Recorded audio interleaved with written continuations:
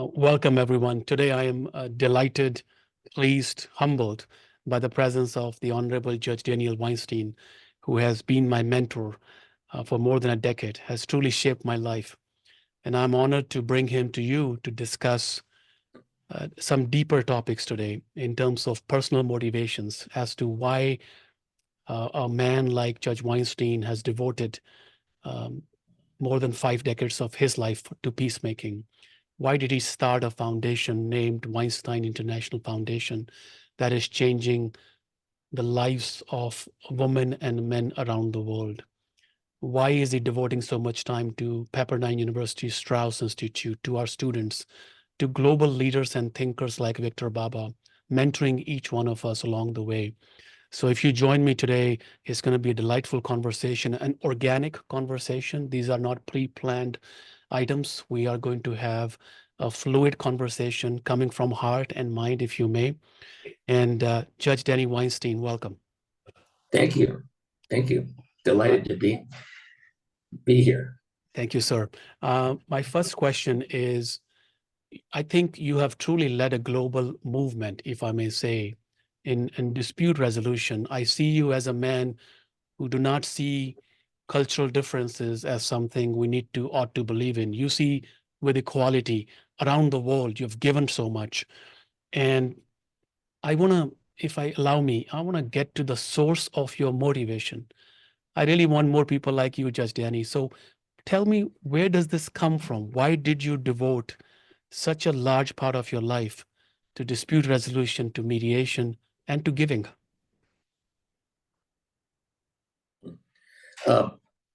Well, it's one of those questions that you have to dig deep to answer it honestly. And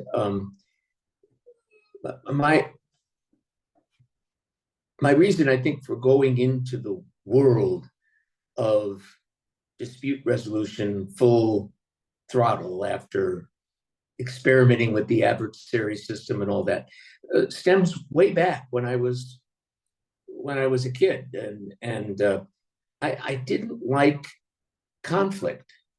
I remember every afternoon going to the basketball court down on Farmers Field where we'd have these games. We'd play till it got dark, and when battles broke out on the basketball court, it was pretty rough out there. I still have bruises from it. 70 years later, I found myself threatening of trying to find how to end conflict. I found that was my role in my family. Part of it was good motivation. I wanted to bring about peace and harmony and so on. And I think part of it was just I was fearful of real conflict. When I later became a trial lawyer, I too loved to try a case and win it and all that, but I didn't get my fix from that. I found that to be a lot less satisfying than putting a really good deal together where everybody left happy. One of my closest friends is a great trial lawyer, one of the best in the country, and he gave a talk the other day, and he said, Weinstein's always talking about resolving disputes, resolving stuff with people. He said, I resolve cases. It's just for my side. And we both laughed, and it was the difference between a true adversary and someone who emotionally, instinctually, and otherwise is a mediator or conflict resolver. And I think it started very young with me, as I say, both by high motivation and lofty ideas, and partly because I just didn't function well and do well in turmoil and in battle. So I think that's where it came from, Sukhsimran. And when I entered the court system as a judge, and after being an advocate, I immediately, instinctually went into that same rhythm of finding common ground, finding resolution wherever it could be done, and so on. So I think it was put in me early. Part of it, motivation came from my father, a rabbi who sought common ground and understanding between people in the country, and that's what I inherited. Wow, this is as our audience, global audience is listening, and I want them to think about what is your fix, what how do you find common ground, and are you a believer in the process, and what would you do inside of you to keep it going? These are some of the lessons I'm carrying from your first answer, Judge Weinstein. Judge, I have seen you're functioning, you're giving closely over the last decade plus time that I've had the luxury and privilege of spending with you. And among everything else you have done, you have created a foundation, Weinstein International Foundation. It has truly shifted my perspective on what a one man's contribution can do to the world's peace. You have created leaders around the world who are mediators, peacemakers, both women and men, young and old, and all cultures combined. Would you take us to your vision of this foundation? Why, what motivated you to bring to contribute so much of your time, of course, besides money, your effort, your energy towards this foundation, the global foundation that you have built right now, please? Well, it has its genesis in the whole concept of the Weinstein Jams Fellows that began back in 1999 or 92. I was very fortunate to have been appointed by Secretary Albright as the special representative to Bosnia. And I was charged with trying to mediate between the Croats, the Serbs, and the Muslims over the distribution of 14 billion of privatization funds that in that area. And needless to say, I ran into real cultural divides between the Croats, the Serbs, the Muslims, who live in a very small geographic area, which was the old Yugoslavia, Bosnia, but the divisions culturally were massive. And I think I was feeling, despite my preparation homework, a lot of the frustration of lack of success. And just as I got a note from a magistrate or an aide saying, would you meet with this? There's a Muslim magistrate in Zagreb who would like to meet with you and has some advice to give you. Would you come? So I arranged with the consulate, and I had to have all this protection to go down there. And I walked into this back office behind a church of this Muslim magistrate, and he sat me down and schooled me on mediation and cultural, he said, you don't know how to handle my people. And he said, then he described the Croatians, and then he described the Serbs and their paranoia from this, and then he described the Croats still spouting Austro-Hungarian rules from 200 years before and all that. And then he gave me these great suggestions about how to enter the trust of each of them. And anyway, I spent about 2 hours with this man who I've tried to trace and find. I know he's died, but I tried to find and trace his history since. But when I returned to the United States after that, it occurred to me on the flight, I remember the moment, that there must be other hidden heroes and heroines around the world with that magic, that ability to cross cultures, to cross time, to cross history, and who were natural peacemakers.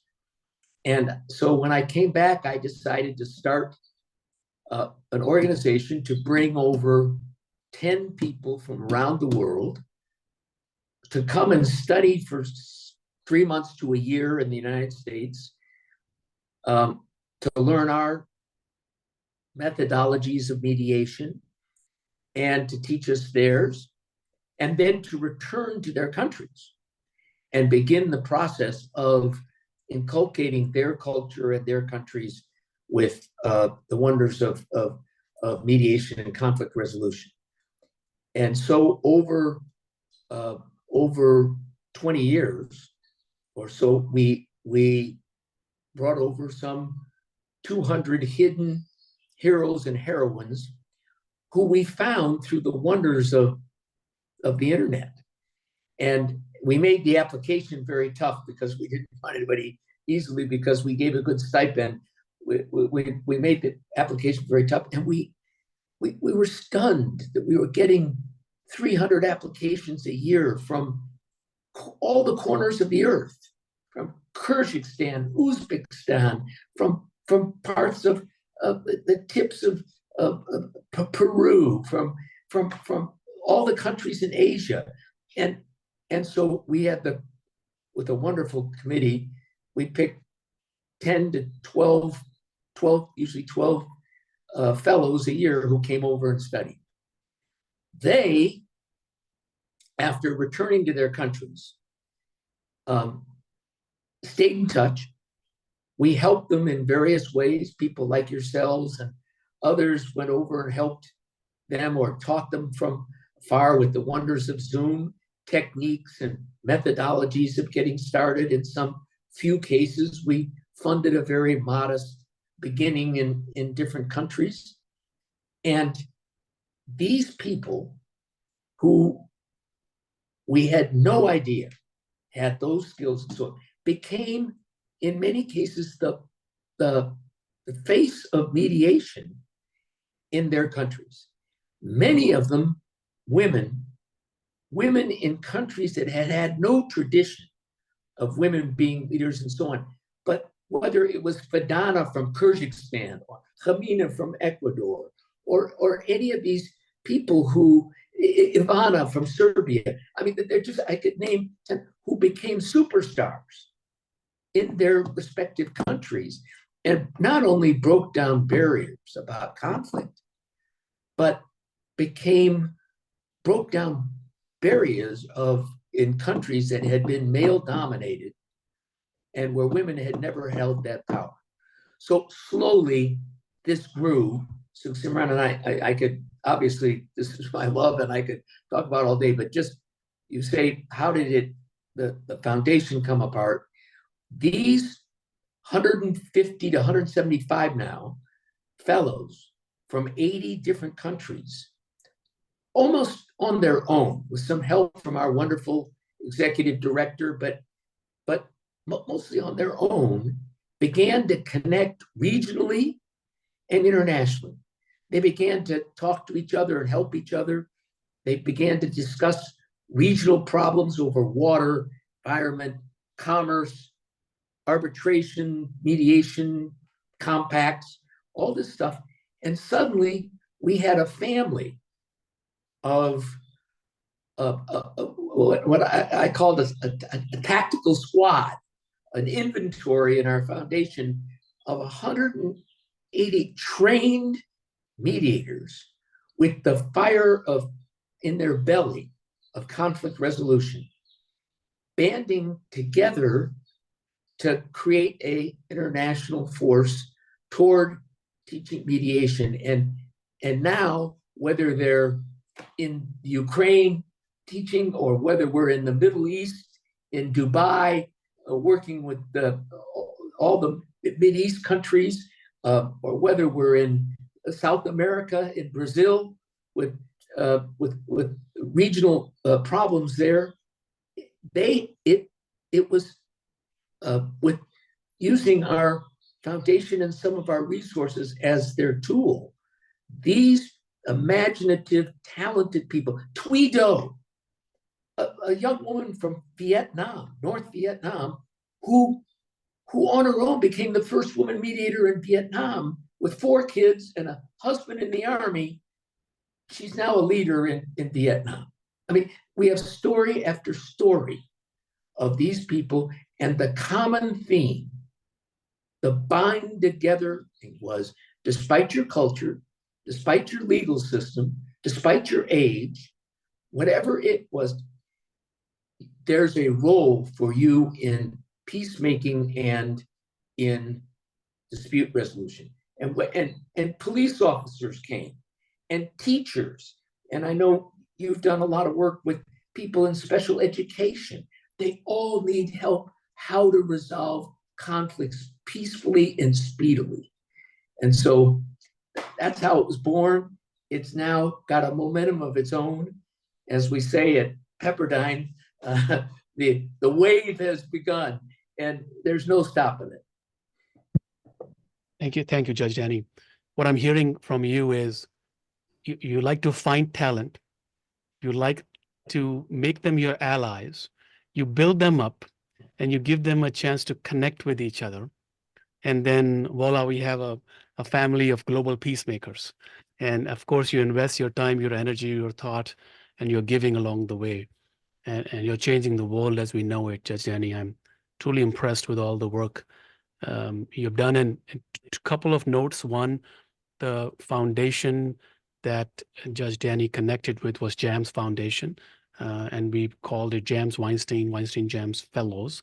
And then Judge Weinstein decided to also contribute and start a new foundation, Weinstein International Foundation, which is now a separate leg, a new foundation which works with the fellows worldwide.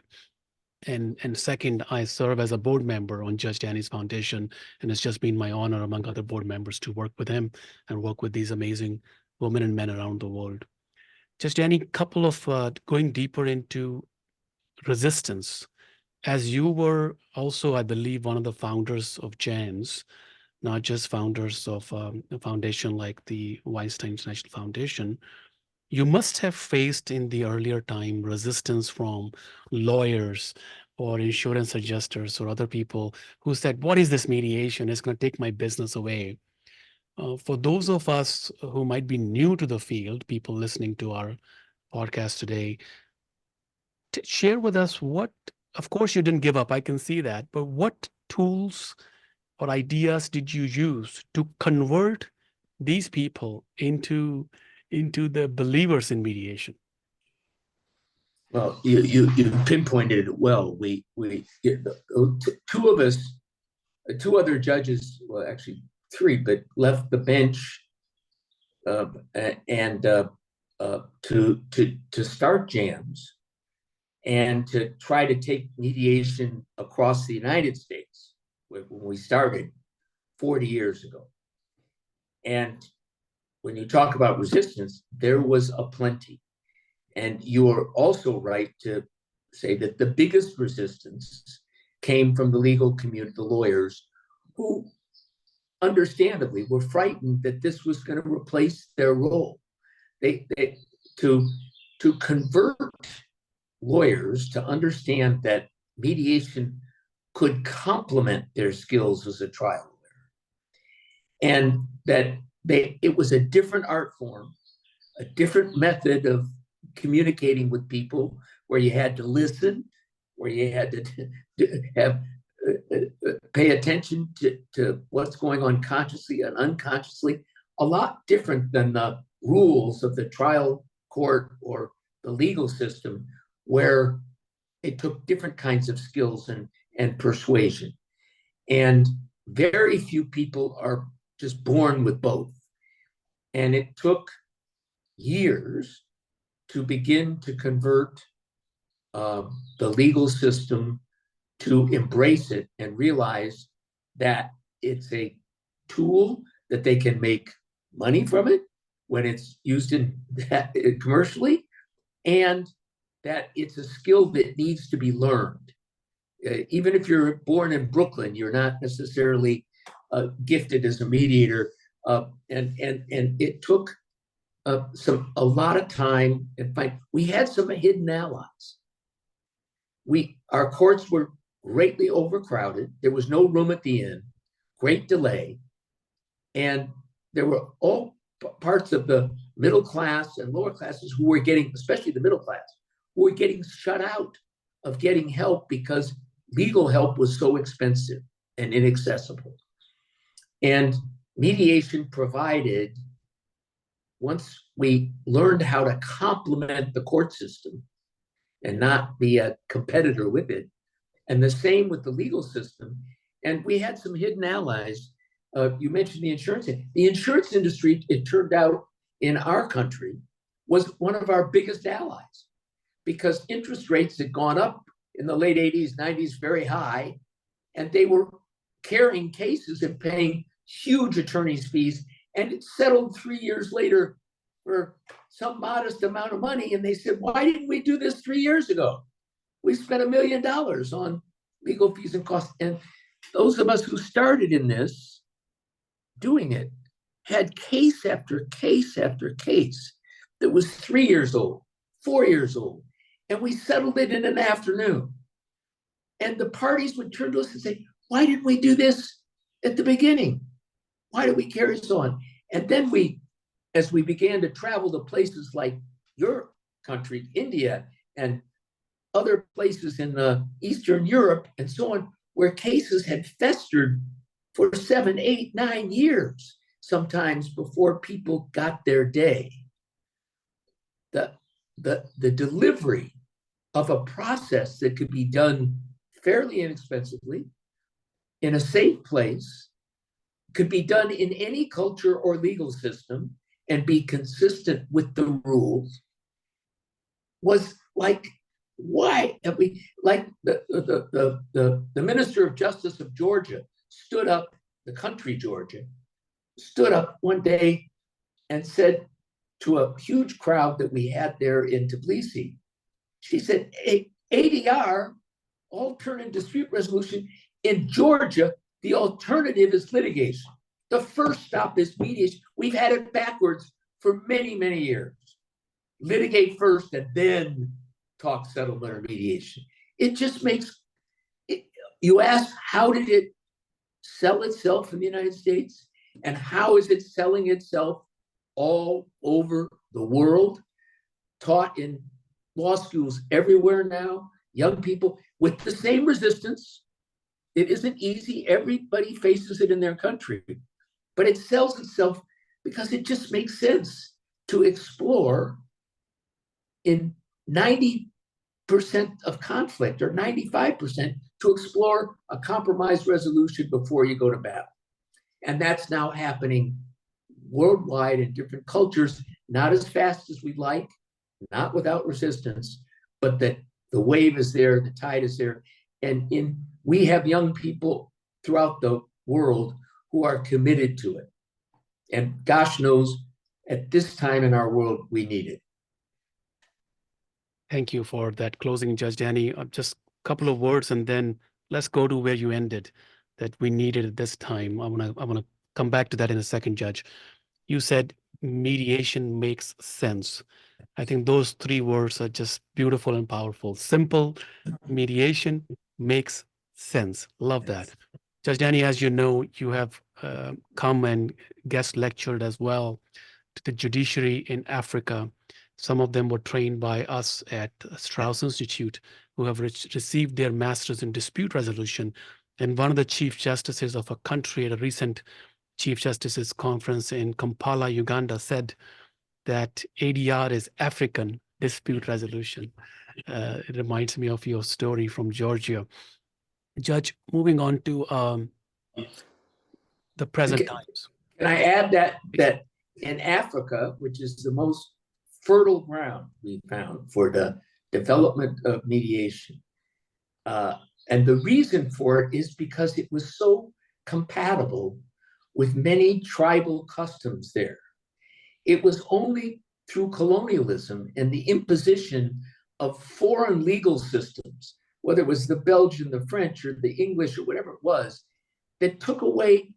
So when we began to import mediation there, it resonated with the customs and the tribal traditions that many of them had. Same in Bhutan, same in different places where one of our fellows that was a chief judge there went around to the mountain tribes and restored their customs because they were becoming too litigious.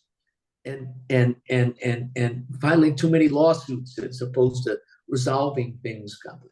So it's a worldwide problem. And Judge, and you hit a very deep point, which is many cultures have known for time immemorial how to resolve Yes. conflict. And and we are encouraging those cultures to go back to their roots on finding peaceful methods on how to resolve conflict. So it's not necessarily our creation here in the West that we found mediation.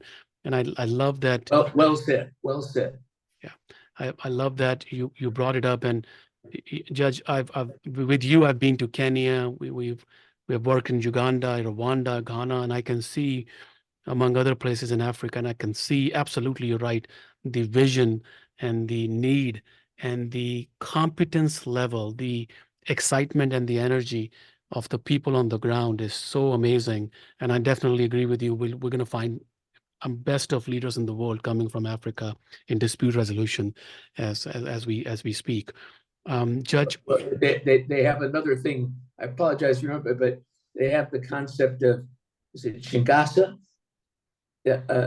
Whatever it is, of redemption and want to, forgiveness yes, that's built into many tribal customs that became such an important part of the Chief Judge Sam Regege's and many other people's efforts in Rwanda to bring about a kind of peaceful resolution of the horrible massacre there, instead of continuing revenge and counter revenge for year after year. And those customs, that concept, tradition, came from old tribal customs rather than from some kind of common law statute. So we've learned a lot, and not just in Africa, but in many countries in Asia and elsewhere, where we've learned from tribal customs great wisdom. Judge, focusing this conversation now, making it a global scale, from Africa moving on to the global scale, you and I both are troubled, deeply troubled. I can see it and I can feel it with what's going on around the world. And Judge, any comments on how do we find common ground in the midst of positioning, separation, fights, and even wars? What is your wisdom on this? We'll love to hear that. I wish I had the formula too, but I think it's true of a lot of the thinking people I know from every profession and age, that they see challenges right now that at least we never saw in our lifetime before. And a breakdown of constructive dialogue or healthy argument between differing sides, but rather a polarization and a kind of continuing, that all of our discussions have become, quote, tribal or personal. And for those of us, many of us who tried in our country, in the United States, to have discussions between the left-leaning, right-leaning people and so on, it's turned out to be almost an impossible task. Whereas before, at least we could discuss those issues and have differences and go out and have a beer. That doesn't exist anymore. It's broken up families, it's broken up friends, it's broken up, and it's not just true in our country. It seems to be an infection in a lot of the world, and we have added problems now that didn't exist in earlier times. Now, we've all lived through kind of a golden age, certainly in the United States, without war or threat. And the recent pandemic taught us, well, COVID did, that regardless of how good our defense system and borders are, we're part of a world, and we're stuck with that. And now with AI and the challenges of the misuse of that bring, with cybersecurity and all of that, with the reminder for the first time since World War II and Hiroshima and Nagasaki, for the first time, the threat of using nuclear weapons and the horror that would bring. or using germ warfare, and then cyber warfare in the skies. And that, with the challenges of climate change now coming home to roost, and all the questions of what social media and privacy mean, and the distortion of facts and truth that seem to be doing that in many countries, these are new challenges that some of my friends have the confidence to believe we're smart enough, we have the technology, we'll find a way to solve them. And others are in a kind of a despair and a feeling that there is no conversation. And I note that Pepperdine and our foundation, others, we held recently a seminar about how mediation could assist breaking stalemate in diplomacy, and how we could take one kind of technology, mediation, and I mean the learning from it and the goals and the spirit of it, and add it to a system, diplomacy, that's stuck all around the world with stalemate, and almost believe that just getting a ceasefire is a victory, not solving the problem, or bringing about a long-term resolution. Just stop fighting. Well, that's important, but that's not what we need. So, Sukhsimran, I'm both encouraged by the fact that we have a lot of people who are mid-career, early on, other stuff, even people late in career, see their role of taking whatever they do and devoting it to some kind of dispute resolution, because there's so much acrimony, so much distrust, and so much danger lurking out there. Mediation is not the panacea, but it's the best tool we have right now, in my opinion. And luckily, we've got messengers for it around the world, like yourself and others who are carrying the secret sauce to many different places of the earth. So I'm both encouraged by the wave and by the new people to carry it, and by the new tools we have, but I'm terribly frightened by the new challenges that are out there at this time. And some days I live in the good side of that with all of the spirit. And I talked to 4 or 5 of the fellows, and I say, my God, we got all these wonderful people around the world, and their spirit is going to win out. That is beautifully said, Judge. I want to repeat a couple of things you said. You said, when did stopping to fight became a victory?